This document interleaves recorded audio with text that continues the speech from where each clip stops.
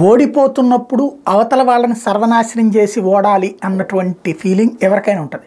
Russia ఆ మధ్యన అణుబెదిరింపులు చేయాల అంతర్జాతీయ సమాజాన్ని. ఈవెన్ నాటో దేశాలన్నీ కలిసి రష్యా మీద యుద్ధం చేస్తానంటే ఏం చెప్పింది రష్యా?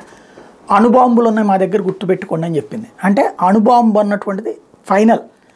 ఒకవేళ అమెరికా జోక్యం చేసుకున్నా మిగతా జోక్యం చేసుకున్నా నా దగ్గర అణుబాంబులు ఉన్నాయని హెచ్చరిస్తూ వచ్చింది. అంటే మొత్తం అణు విధ్వంసం చేస్తా, నేను వచ్చేటప్పుడు మిమ్మల్ని అందరినీ నాశనం చేసిపోతా అన్నటువంటి.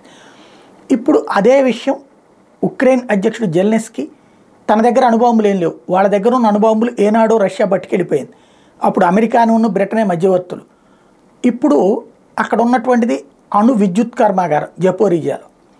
దాన్ని ధ్వంసం చేస్తే ఒక మినీ అణుబాంబు లాంటిది. అంటే ఒకనాడు నాగసాకి హిరోషిమాల మీద జరిగినటువంటి బాంబు దాడి 2 నగరాల మీద జరిగినటువంటి దాంట్లో ఎంతటి విధ్వంసం జరిగిందో ఒక్క అణు విద్యుత్ కర్మాగారం వలన అంత అణు విధ్వంసం జరుగుతుంది.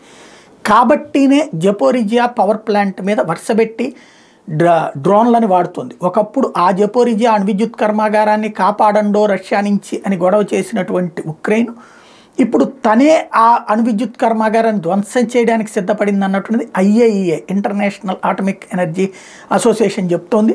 అయితే మేము కాపాడామని చెప్తోంది. మరి అణు విధ్వంసం జరుగుతుందా చూడాలి.